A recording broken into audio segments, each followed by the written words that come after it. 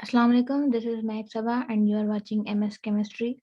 आज हमारे पास पंजाब की टेक्स्ट बुक का सेकंड टॉपिक है, that is relative atomic mass. Relative word जब यूज होता है तो इसका मतलब होता है कि हमें उस चीज़ के बारे में एग्जैक्ट नहीं पता। रिलेटिव एटॉमिक मास, एटम जो है वो बहुत छोटा है और उसका मास एग्जैक्टली मालूम करना हमारे लिए बहुत मुश्किल था। तो इसीलिए इन्होंने ये रिलेटिव एटॉमिक मास की स्ट्रेटजी अप्लाई की है। यहाँ पर रिलेटिव वर्ड हम तब यूज करते हैं जब हम कोई स्टैंडर्ड सेट कर लेते हैं। किसी भी चीज को जब हम एग्जैक्ट मालूम नहीं कर सकते तो उसको मालूम करने के लिए हम एक स्टैंडर्ड सेट करते हैं और उस स्टैंडर्ड के हिसाब से फिर हम उस चीज का मास या जो भी हम मालूम करना चाहते हैं वो मालूम कर सकते हैं। अब यहाँ पर इसकी डेफिनेशन में आप देख सकते हैं कि क्या लिखा हुआ है कि relative atomic mass is the mass of an atom of an element as compare to the mass of atom of carbon taken is 12। अब यहाँ पर जो स्टैंडर्ड सेट किया गया है वो कार्बन 12 का सेट किया गया है। कार्बन क्योंकि बहुत ज्यादा अबंडेंट है हमारे पास और केमिस्ट्री के हिसाब से भी कार्बन बहुत ज्यादा यूजफुल है, इसलिए कार्बन को यहाँ पर एज ए स्टैंडर्ड यूज किया गया है। मतलब जितने भी अब एटॉमिक मासेस होंगे वो कार्बन के हिसाब से सेट किए जाएंगे। यहाँ पर आप देख सकते हैं सपोज कि यहाँ पर लिखा हुआ है कि 1/12 of the mass of one carbon atom, यानी जो कार्बन एटम है आपका, आपको पता है कि उसका एटॉमिक मास जो है वो क्या होता है, 12 होता है। जब हम 12 के 12 हिस्से करेंगे यानी 1/12, तो आपको क्या मिलेगा, हाइड्रोजन का मास मिलेगा। तो 1/12 कार्बन का मास कितना है, 12। 12 के जब हम 12 हिस्से करेंगे तो हमारे पास जो 12 हिस्से होंगे वो एक एटॉमिक मास यूनिट होगा। उस 12वें हिस्से को हम कहेंगे 1 एटॉमिक मास यूनिट। और एटॉमिक मास यूनिट जो है वो यूनिट होता है मास का ही, लेकिन वो छोटा यूनिट होता है। Unit X is use to express the relative atomic mass is called atomic mass unit and that is AMU and it is 1/12 of the mass of the one carbon atom. On carbon 12 scale the relative atomic mass, जो relative atomic मास है वो आपके पास कितना है, 12 AMU। और उस हिसाब से जब हम रिलेटिव एटॉमिक मास निकालेंगे तो वो आपके पास आएगा 1.008 AMU. The masses of the atoms are extremely small. We don't have any balance to weigh such an extremely small mass. That's why we use the relative atomic mass unit scale. बहुत छोटे हैं, वही बात कर रहे हैं यहाँ पर भी कि बहुत छोटे हैं, इसलिए आपको एक स्टैंडर्ड सेट करके उसके हिसाब से उसका मास बताना होता है। The relative atomic mass of some elements are given in the following table. यहाँ पर कुछ रिलेटिव एटॉमिक मासेस दिए गए हैं। फॉर एग्जांपल हाइड्रोजन का 1.008, ऑक्सीजन का 15.99 जो कि राउंड ऑफ होकर 16 हो जाता है, नियोन का 20 एंड क्लोरीन, कॉपर और यूरेनियम का भी यहाँ पर मास दिया हुआ है। उसके बाद एटॉमिक मासेस जो है वो फ्रैक्शंस में भी होते हैं। तो फ्रैक्शंस के जो एटॉमिक मासेस होते हैं फ्रैक्शंस के अंदर, उनको हम आइसोटॉप्स वाले टॉपिक में डिस्कस करेंगे क्योंकि फ्रैक्शन उसी में आता है। जैसे कि आइसोटॉप होते हैं carbon 12, carbon 13। So first we discuss किए आइसोटॉप्स होते क्या है। आइसोटॉप्स जो है वो एलिमेंट्स की ही फॉर्म होती है जिसमें आपके पास एटॉमिक नंबर जो है वो सेम होता है और एटॉमिक मास उनका चेंज होता है। The elements that have same atomic number but different atomic masses are called isotopes. In Dalton's atomic theory, all the atoms of an element were considered alike in all the properties including their masses.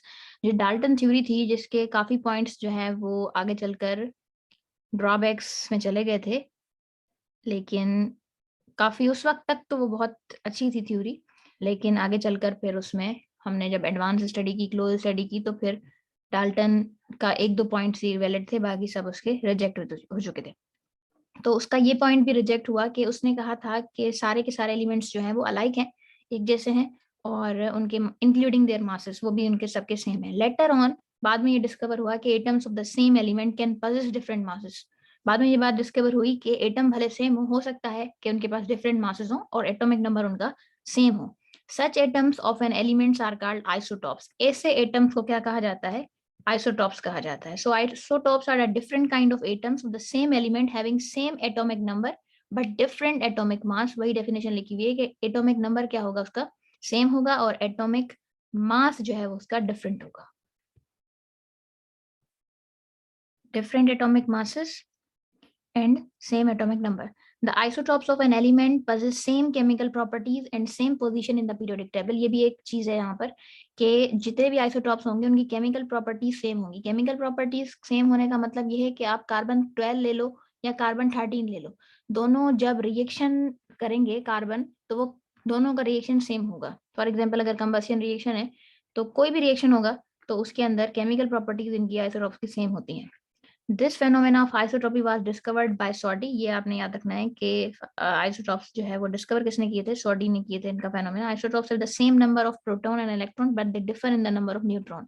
असल में होता क्या है, mass number क्यों different होता है, mass number इसलिए different होता है आइसोटॉप्स का क्योंकि उनके अंदर नंबर ऑफ न्यूट्रॉन डिफरेंट होते हैं।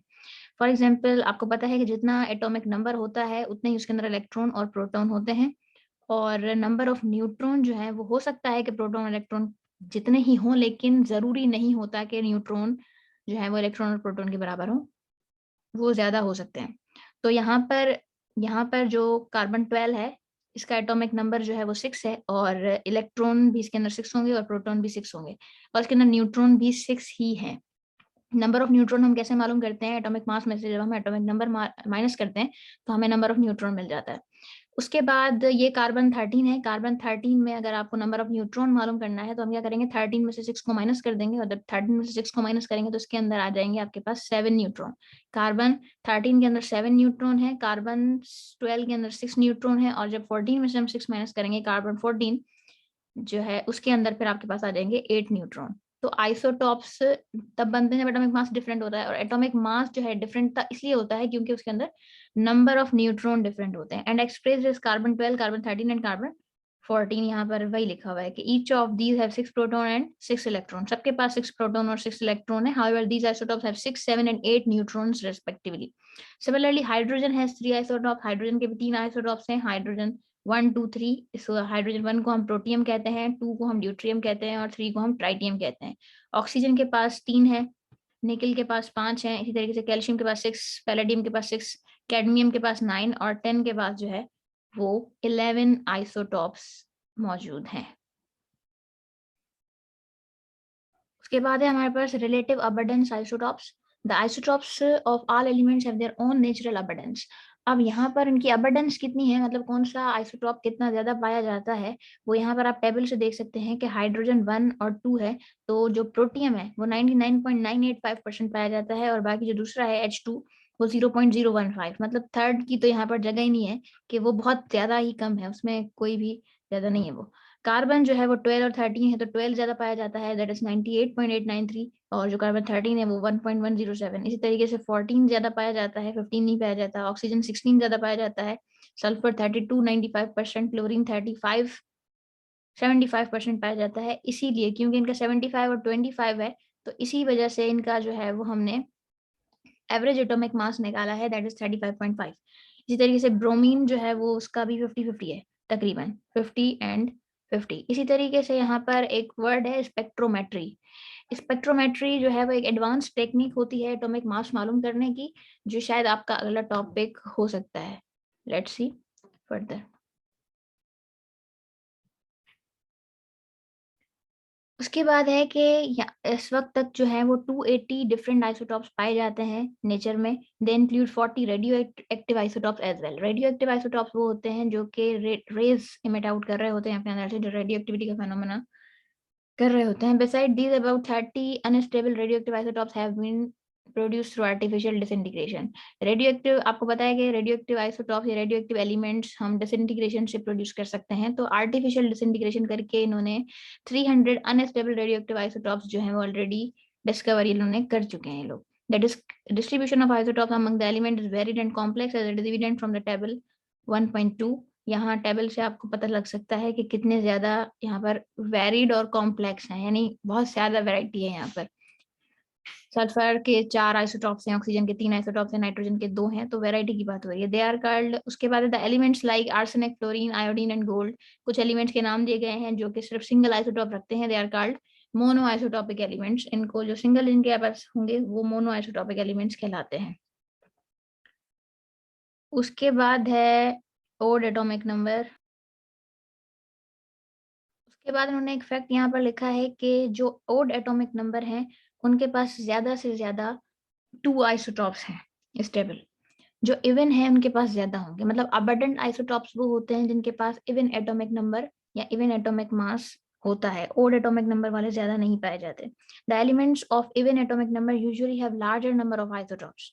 जो इवन एटॉमिक नंबर वाले हैं उनके पास ज्यादा नंबर है आइसोटॉप्स के। And isotopes whose mass numbers are multiple of 4। अब इसका मतलब क्या है, मल्टीपल ऑफ 4 यानी या तो 4 होगा उसका एटॉमिक नंबर, या तो 8 होगा, 4 टू 8, या तो 12 होगा, या 16 होगा, या 20 होगा, या 24 होगा, 28, 40। यहाँ पर कुछ अलग से लिखे हुए जो कि ये जो इन्होंने एग्जाम्पल्स दी हुई है 16, 24, 28, 40 एंड 56, ये जो है वो ज्यादातर मल्टीपल ऑफ 4 है। ये तकरीबन सारे मल्टीपल ऑफ 4 हैं और ये आपके अर्थ क्रस्ट का 50% दे रहे हैं। तो अबंडेंसी की बात हो रही है कि जिनका इवन नंबर होगा, इवन एटॉमिक नंबर या इवन मास नंबर होगा वो, और जो मल्टीपल ऑफ 4 होंगे वो ज्यादातर नेचर के अंदर पाए जाते हैं। अच्छा, ऊपर जो मैंने बताया कि 280 डिफरेंट आइसोटॉप्स पाए जाते हैं, तो उसके अंदर भी 154 जो है, 280 में से 154 मास नंबर उनका इवन है और एटॉमिक नंबर भी उनका इवन है। बाकी जो बचे वो हो सकता है कि ओड हो, लेकिन ज्यादा की बात हो रही है कि जितना जो ज्यादा है वो इवन एटॉमिक नंबर वाले हैं, ओड एटॉमिक वन नंबर वाले नहीं है।